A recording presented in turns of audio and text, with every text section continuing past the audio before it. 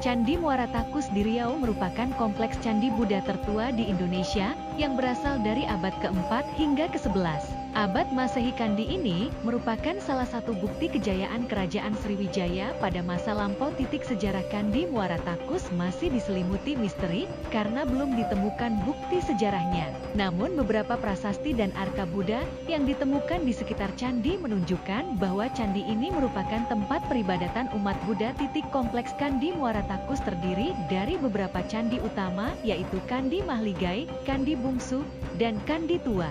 Candi Mahligai merupakan candi terbesar dan tertinggi di kompleks ini. Bentuknya yang unik menyerupai laut yang melambangkan Gunung Suci Kailas, tempat tinggal para dewa.